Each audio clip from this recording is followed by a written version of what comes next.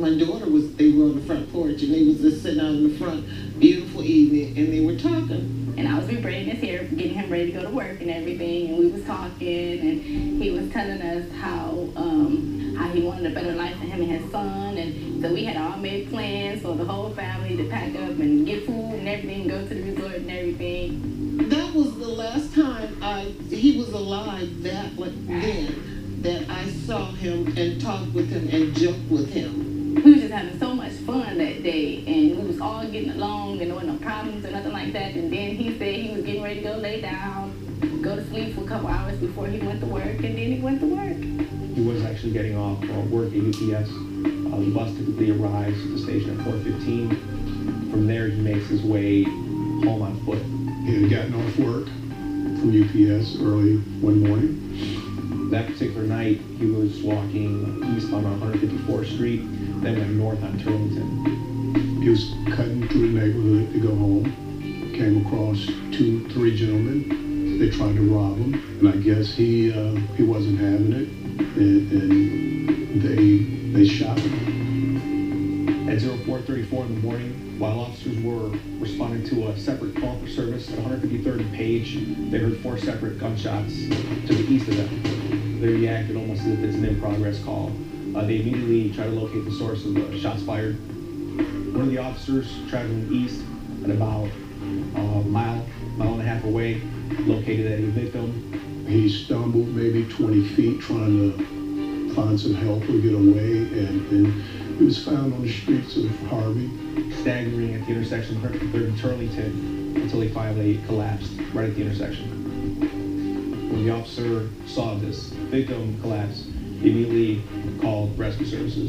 I'm pretty sure he was pretty much gone at the time, but of course they're going to do all they can to, bring him back or help save his life.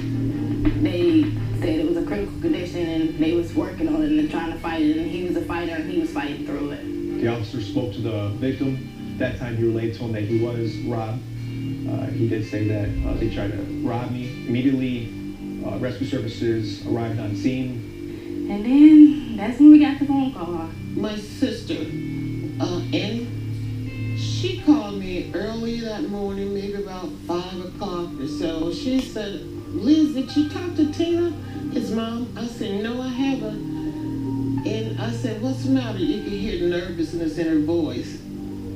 She said, "Tina said that Clarence Tyler got shot last night coming home from work."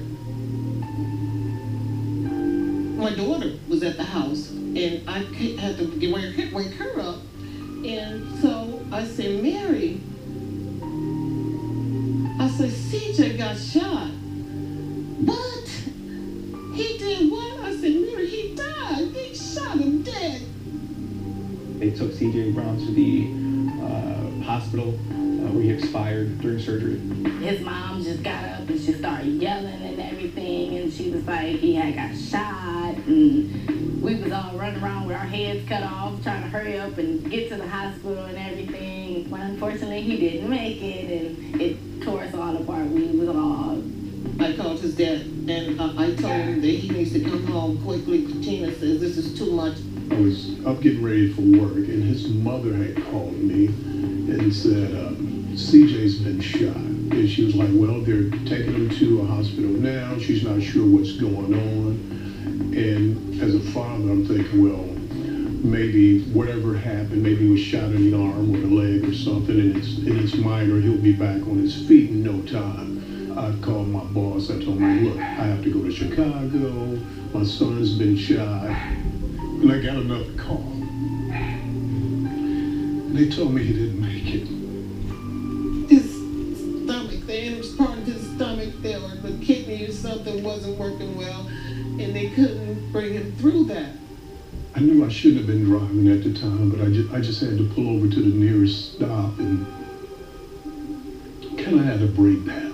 And it was just tore me apart. Tore me apart. Am I really going through this right now? Am I standing in the shoes of a parent's worst nightmare?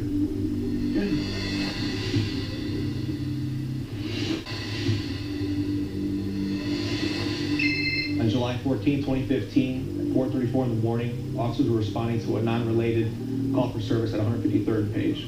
At that time, officers heard approximately 4 shots fired coming from the east of that location. Officers attempt to locate the origin of those shots by traveling east for about a mile. At that time, they see a victim staggering at the intersection of 153rd and Turlington, where they eventually fell. That victim was later identified as C.J. Brown. I was just torn apart. I didn't know what to do.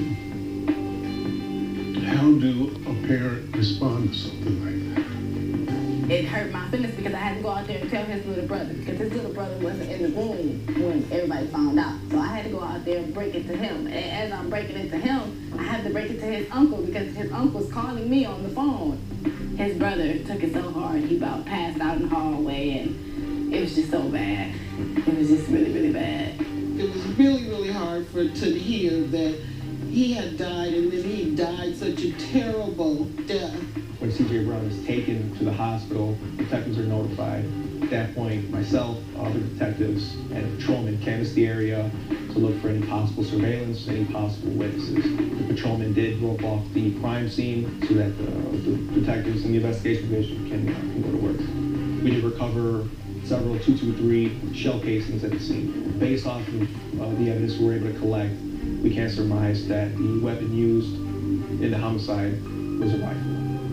When someone tells you you'll never hear your son's voice again, I can't come here and say, hey, I brought you a cigar too, man. Sit down, let's talk. We had that. That's what we had. We get together, we'll have a beer, we'll smoke a cigar, and we'll just talk. Never did we think about what happens when I'm not here, or what happens if you're not here. It's just something you don't talk about with your kids. You expect your parents to go before you, never the other way around. To this day, Tyler still asks us about his dad and everything. And he has moments where he goes and sits in the corner and he takes his dad's photo and he sits there and he cries sometimes, or he just holds his photo and like talk to him and look out the window or whatever, and he don't want to be bothered by anybody. And you know, I hate that. I hate that has to happen. A lot of people out there that don't take care of their kids like he did. And I hate for that to have to happen to him. My grandson, I can see some traits. They look alike. I can listen to Tyler speak, and he reminded me of CJ when he was that small. I miss him terribly, terribly bad. No witnesses on site. Further canvass, don't know witnesses. Given the time of day, it wasn't uncommon for there to be not many people out. Given the proximity of town, it was mostly residential. There is a church on the same block where CJ walked. We were able to get a hold of the owners of the church pretty quick. However, surveillance wasn't functional at the time. Also, there was surveillance at an ATM that just captured movement of the route he took. And we can verify that he went past that ATM at a certain time, giving us the knowledge that he was on that street, that was his route home. I went there the following day, and I could actually see small amount of blood. I probably shouldn't have been there looking at that, but you know, we as parents or something like that, I just wanted to be there. It just haunted me. Now that he's gone, it's just like, who's gonna take charge? Like, we're all looking at each other like, well, we gotta stick together. We still gotta keep his memory alive. Now, for me, with him not around, sometimes I don't feel as secure, because he was like a bodyguard almost. He would always come by and check on me and ask if there was anything that he could do. It tore our world all apart because we never thought that anything would happen to him or that he wouldn't make it or anything like that. That's my big cousin. Like, he was always around. I never thought that our family would go through something like this because we never had to go through anything like this before. So it was real bad. I really, really miss him now. I just know that God had another plan. I was lost. From then to this point, I think of my son every day.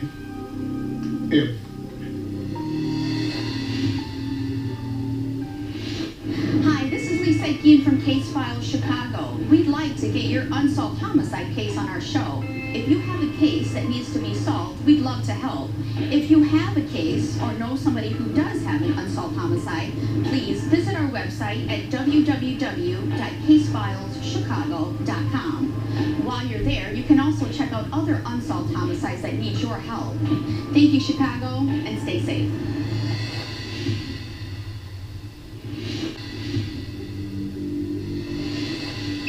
On July 14, 2015, at 4:34 in the morning, officers were responding to a non-related call for service at 153rd Page.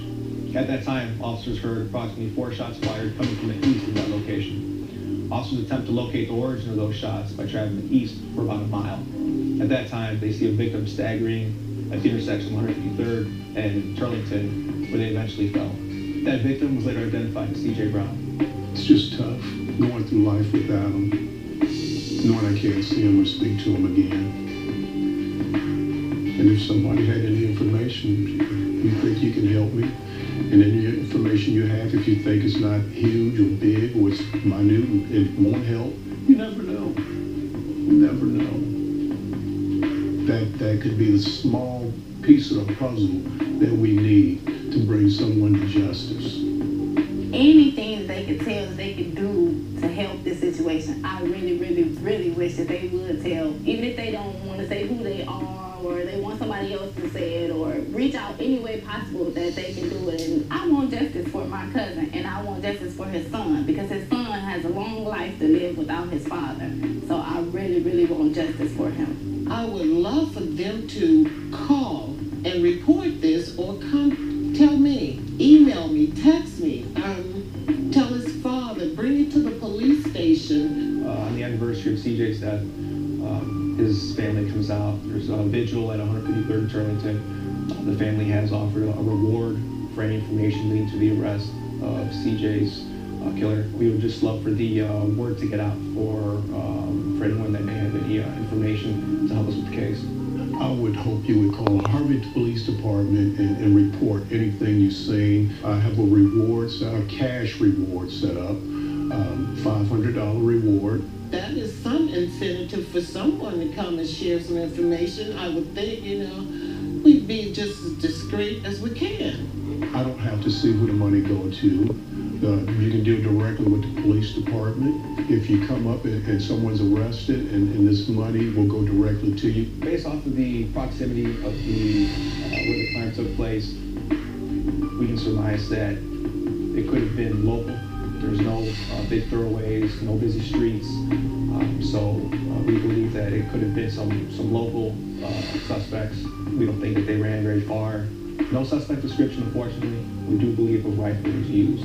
For the people who took CJ's life, I really want them to know what they did. They did a horrible, horrible thing that can never be taken back or anything, but it can help if you turn yourself in some. It will make us feel a little bit better. Think about what you've done, not only to me, but the rest of his family members. And think about if something like that happened to a family member of yours. Wouldn't you want this person behind bars or before someone else loses a son, daughter, brother, or sister? They have to realize that the Lord said you're going to reap what you sow. And I truly believe that. Do what is right because you know that it is right and you know what you did was wrong. And if anybody that knows the person that did it or they told them that they did it, then you know that you need to tell and do the right thing, because if it was your family and it happened to you like that, you would want somebody to come and tell.